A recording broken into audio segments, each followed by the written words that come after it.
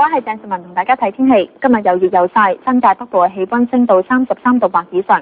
嗱，今日之所以咁好陽光呢，係因為華南以至華中呢都有一大片嘅晴空區啊。而另一方面，熱帶風暴艾利目前係集結喺馬尼拉嘅東北偏北，大約係330公里。而從條預測路徑嚟睇啦，應該都唔會影響到我哋噶。天文台錄到氣溫介乎25.3至30.5度，相對濕度喺73%至92%之間。而家氣溫係28度，相對濕度80%。跟住打天氣先生預測。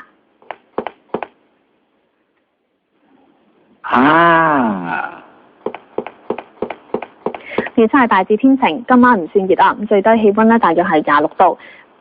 而聽日日間呢就熱啲啦，咁最高氣溫呢上到去32度，新界仲會再高1-2度。而星期四開始會有雨，天氣呢都會涼翻少少啊。環保署測空氣污染水平係輕微至偏高，而聽日嘅最高紫外線指數係12，強度屬於極高。跟住睇其他城市天氣。北京天晴，上海、成都、廈門同埋廣州係多雲。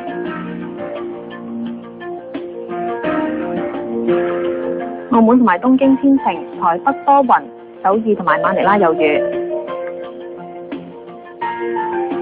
胡志明市同埋孟買有雷暴，曼谷都有雷暴，吉隆坡同埋新加坡係天晴。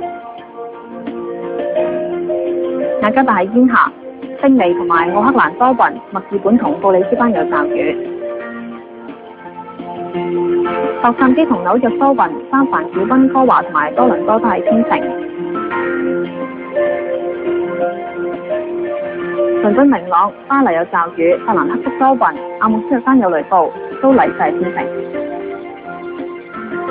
今年嘅風季開始咗啦，天文台統計，每年喺西北太平洋同埋南中國海，平均會出現30個熱帶氣旋，咁當中呢得大約一半，即係15個係會達到颱風程度嘅啫。